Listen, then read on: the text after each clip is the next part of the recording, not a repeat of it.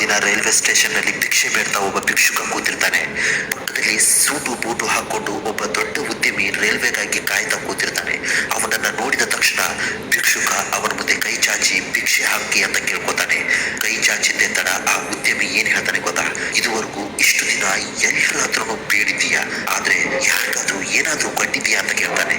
ಅದಕ್ಕೆ ಭಿಕ್ಷುಕ ಹೇಳ್ತಾನೆ, ಸರ್, ನನ್ನ ಹತ್ರ ಏನಿದೆ ಕೊಡೋದಕ್ಕೆ? ನಾನೊಬ್ಬ ಸಾಧಾರಣ ಭಿಕ್ಷುಕ.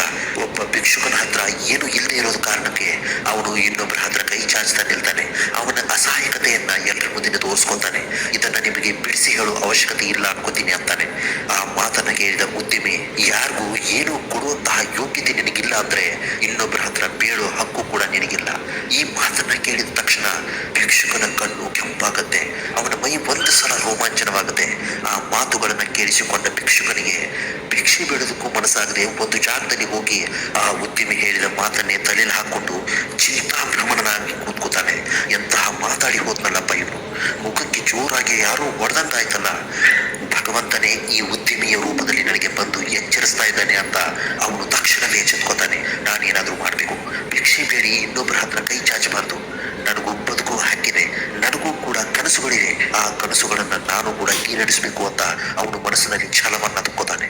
ಮನಸ್ಸಿನಲ್ಲಿ ಹಠವನ್ನ ತುಂಬಿಕೊಂಡು ಮಾಡಬೇಕು ಅನ್ನೋ ಯೋಚನೆಯಲ್ಲಿ ಕುಳಿತಿರುವಾಗ ರೈಲ್ವೆ ಪ್ಲಾಟ್ಫಾರ್ಮ್ ಪಕ್ಕದಲ್ಲಿ ಚಿಕ್ಕ ಚಿಕ್ಕ ಹೂವುಗಳು ಬೆಳೆದಿರೋದನ್ನ ನೋಡ್ತಾನೆ. ಆ ಸುಂದರವಾದ ಹೂವುಗಳನ್ನ ನೋಡಿದ ತಕ್ಷಣ ಅವನ ಮನಸ್ಸಿನಲ್ಲಿ ಮತ್ತಷ್ಟು ರೋಮಾಂಚನವಾಗಿದೆ. ಅಲ್ಲಿ ಹೋಗಿ ಪಟಪಟನೆ ಆ ಹೂವುಗಳನ್ನ ಕಿತ್ಕೊಂಡು ಅದರಿಂದ ಒಂದು ಬೊಕ್ಕೆ ತಯಾರು ಮಾಡಿ ಮತ್ತದೇ ರೈಲ್ವೆ ಸ್ಟೇಷನ್ ನಲ್ಲಿ ಭಿಕ್ಷೆಗಾಗಿ ಕೂತ್ಕೋತಾನೆ.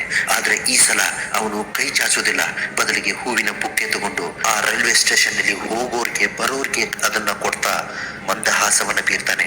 ಬೊಕ್ಕೆಯನ್ನ ತಗೊಂಡ ಪ್ರತಿಯೊಬ್ಬರು ಕೂಡ ಭಿಕ್ಷುಕನಿಗೆ ಥ್ಯಾಂಕ್ಸ್ ಹೇಳಿ ಅವನಿಗೆ ಕೈಲಾದ ಸಹಾಯವನ್ನ ಮಾಡಿ ಅಲ್ಲಿಂದ ಹೊರಟು ಹೋಗ್ತಿರ್ತಾರೆ. ಇದನ್ನ ಸೂಕ್ಷ್ಮವಾಗಿ ಗಮನಿಸಿದ ಭಿಕ್ಷುಕ, ಹೌದಲ್ವಾ, ನನ್ನ ಕೈಲೂ ಕೂಡ ಏನಾದ್ರೂ ಮಾಡಲು ಸಾಧ್ಯವಿದೆ. ನಾನು ಇನ್ನೊಬ್ಬರ ಹತ್ರ ಕೈ ಚಾಚೋ ಬದಲು ನಾನು ಕೂಡ ದುಡಿದು ತಿನ್ನಬಹುದು ಅನ್ನೋ ಕಾನ್ಫಿಡೆನ್ಸ್ ಅವನಿಗೆ ಬರದೆ. ಇದಾದ ಕೆಲವೇ ದಿನಗಳಲ್ಲಿ ಆ ಟ್ರ್ಯಾಕ್ ನಲ್ಲಿ ಇದ್ದ ಹೂವುಗಳೆಲ್ಲವೂ ಮಾಯವಾಗದೆ. ಇನ್ನೇನ್ಮಪ್ಪ ಮಾಡೋದು ಅಂತ ಭಿಕ್ಷುಕ ಚಿಂತೆಯಲ್ಲಿ ಮಗ್ನರಾಗಿರುವಾಗ ಮತ್ತದೇ ಸೂಟು ಬೂಟು ಧರಿಸಿದ ಉದ್ಯಮಿಯೊಬ್ರು ಆ ಜಾಗಕ್ಕೆ ಬರ್ತಾರೆ. ಅವರನ್ನ ಕಂಡ ತಕ್ಷಣವೇ ಭಿಕ್ಷುಕ ನಮಸ್ಕಾರ ಮಾಡಿ ಹೇಳ್ತಾನೆ, ಸರ್, ನೀವು ಆ ದಿನ ಹೇಳಿದ ನನಗೆ ಮಾತು ತುಂಬಾನೇ ಜ್ಞಾನೋದಯವಾಯಿತು. ಅದರಿಂದ ನಾನು ಇವತ್ತು ಹೂವಿನ ಬೊಕ್ಕೆ ತಯಾರಿಸಿ ಪ್ರತಿಯೊಬ್ಬರಿಗೂ ಅದನ್ನ ಕೊಟ್ಟು ಅದರಿಂದ ಹಣ ಸಂಪಾದನೆ ಮಾಡ್ತಾ ಇದ್ದೀನಿ. ನಾನು ಕೂಡ ಈಗ ದುಡಿತಾ ಇದ್ದೀನಿ, ಯಾರ ಹಂಗಲು ಬದುಕ್ತಾ ಇಲ್ಲ, ಯಾರ ಮುಂದೆ ಕೈ ಚಾಚ್ತಾ ಇಲ್ಲ ಅಂತ ಹೇಳ್ತಾನೆ. ಅದಕ್ಕೆ ಆ ಉದ್ಯಮಿ ನಗುತ್ತಾ, ಹೌದಾ, ನನಗೆ ಈ ಮಾತನ್ನ ಕೇಳಿ ತುಂಬಾ ಸಂತೋಷವಾಯಿತು. ಈಗ ನೋಡು, ನಿನಗೂ ಕೂಡ ಬದುಕುವ ಹಕ್ಕಿದೆ ಅಂತ ಗೊತ್ತಾಗಿದ್ದು. ಗೆಳೆಯ, ನಿನಗೆ ಈಗ ಕೊಡುವ ಹಕ್ಕಿದೆ ಎಂದ್ಮೇಲೆ ಕೈ ಚಾಚುವ ಯೋಗ್ಯತೆಯೂ ಕೂಡ ನಿನಗೆ ತಾನಾಗೆ ಬಂದೇ ಬರದೆ. ಯಾವುದೇ ಕಾರಣಕ್ಕೂ ಹೆದರಬೇಡ, ಯಾವತ್ತೂ ಕೂಡ ಸೋಲೊಪ್ಕೋಬೇಡ. ಜೀವನದಲ್ಲಿ ಬರುವುದೆಲ್ಲವನ್ನೂ ಸಮನಾಗಿ ಸ್ವೀಕರಿಸು.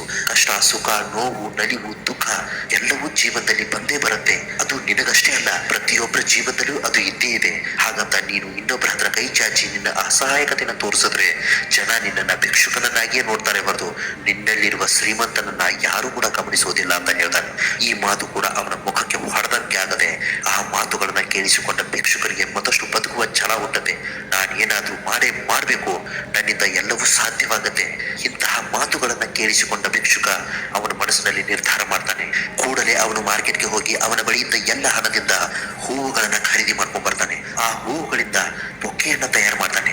ಬೊಕ್ಕೆಯಿಂದ ಒಂದು ದೊಡ್ಡ ಅಂಗಡಿಯನ್ನೇ ಇಡ್ತಾನೆ, ದೊಡ್ಡ ಗಿಫ್ಟ್ ಸೆಂಟರ್ನ ಇಡ್ತಾನೆ. ಇದರಿಂದ ಅವನು ಕಷ್ಟಪಟ್ಟು ದುಡಿದು ಬಂದ ಹಣವನ್ನೆಲ್ಲ ಬೇರೆ ಬೇರೆ ಕಡೆ ಇನ್ವೆಸ್ಟ್ ಮಾಡ್ತಾನೆ. ಈಗ ಭಿಕ್ಷುಕ ಬದಲಾಗಿರ್ತಾನೆ. ಅವನು ಕೈ ತುಂಬ ಸಂಪಾದನೆ ಮಾಡ್ತಾ ಇರ್ತಾನೆ. ಬಂದ ಹಣದಿಂದ ಎಲ್ಲ ಕಡೆಯೂ ಇನ್ವೆಸ್ಟ್ ಮಾಡ್ತಾ ಅವನು ದೊಡ್ಡ ಬಂಗ್ಲೆ ಕಟ್ತಾನೆ, ಕಾರ್ ತಗೋತಾನೆ, ಐಷಾರಾಮಿ ಜೀವನವನ್ನು ನಡೆಸ್ತಾನೆ. ಇಂತಹ ಮತ್ತಷ್ಟು ಬಿಸ್ನೆಸ್ ಗಳನ್ನ ಇಂಪ್ರೂವ್ ಮಾಡ್ತಾ ಮಲ್ಟಿಪಲ್ ಬಿಸ್ನೆಸ್ ಮಾಡ್ತಾ ಅವನು ದೊಡ್ಡ ಉದ್ಯಮಿಯಾಗಿ ಬೆಳೀತಾನೆ. ಕಷ್ಟಪಟ್ಟು ದುಡಿದ್ರೆ ಏನ್ ಬೇಕಾದ್ರೂ ಸಾಧಿಸಿ ತೋರಿಸಬಹುದು ಅನ್ನೋದನ್ನ ಆ ಭಿಕ್ಷುಕ ಪ್ರೂವ್ ಮಾಡಿ ತೋರಿಸಿರ್ತಾನೆ. ಒಂದು ದಿನ ಅವನು ಟ್ರೈನ್ ನಲ್ಲಿ ಹೋಗ್ತಾ ಇರುವಾಗ ತನ್ನ ಹಳೆಯ ದಿನಗಳನ್ನ ಮೆಲುಕು ಹಾಕ್ತಾ ಇರ್ತಾನೆ. ಸಡನ್ ಆಗಿ ಆ ಉದ್ಯಮಿ ಮತ್ತೆ ಅಲ್ಲಿ ಪ್ರತ್ಯಕ್ಷರಾಗ್ತಾನೆ. ಅವರನ್ನ ನೋಡಿದ ತಕ್ಷಣವೇ ಆತ ಉದ್ಯಮಿಯನ್ನ ನೋಡಿ ನಮಸ್ಕಾರ ಮಾಡಿ, ಸರ್, ನನ್ ಗುರ್ತು ಸಿಗ್ತಾ ಕೆಲವು ವರ್ಷಗಳ ಹಿಂದೆ ನಾನು ಇಲ್ಲಿ ಭಿಕ್ಷೆ ಬೇಡ್ತಾ ಇದ್ದೆ.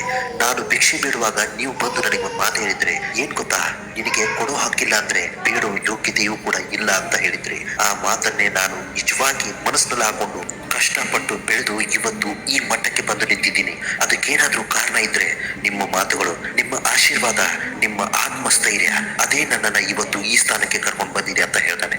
ಆ ಉದ್ಯಮಿಯ ಮಾತುಗಳನ್ನು ಕೇಳಿಸಿಕೊಂಡ ಈ ಉದ್ಯಮಿ ತುಂಬಾನೇ ಸಂತೋಷ ಪಟ್ಕೋತಾನೆ. ನನಗೆ ಇವತ್ತು ಕೂಡ ನಿಜವಾಗ್ಲೂ ಸಂತೋಷ ಆಗಿದೆ.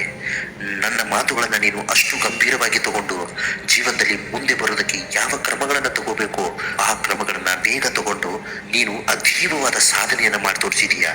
ಇದಕ್ಕೆ ನಾನು ತುಂಬಾನೇ ಹೆಮ್ಮೆ ಪಡ್ತೀನಿ ಅಂತ ಹೇಳ್ತಾನೆ. ಡಿಯರ್ ಫ್ರೆಂಡ್ಸ್, ಕಥೆಯ ಉದ್ದೇಶ ಏನು ಅಂದ್ರೆ ಯಾರು ಬೇಕಾದ್ರೂ ಎಂತಹ ಸಾಧನೆಯನ್ನ ಮಾಡಿ ತೋರಿಸ್ಬಲ್ರು, ಆದ್ರೆ ಅವರಿಗೆ ಧೈರ್ಯದ ಕೊರತೆ ಇದೆ. ಅವರು ಆತ್ಮಸ್ಥೈರ್ಯದಿಂದ ಬದುಕೋದನ್ನ ಬಿಟ್ಟು ನನ್ನಿಂದ ಏನೂ ಆಗಲ್ಲ, ನಾನು ಏನು ಕೂಡ ಮಾಡೋದಕ್ಕಾಗಲ್ಲ ಅಂತ ಭಿಕ್ಷೆ ಬೇಡ್ತಾ ಇನ್ನೊಬ್ಬರ ಹತ್ರ ಕೈ ಚಾಚ್ತಾ ಅಸಹಾಯಕನಂತೆ ಬದುಕ್ತಾ ಇರ್ತಾರೆ.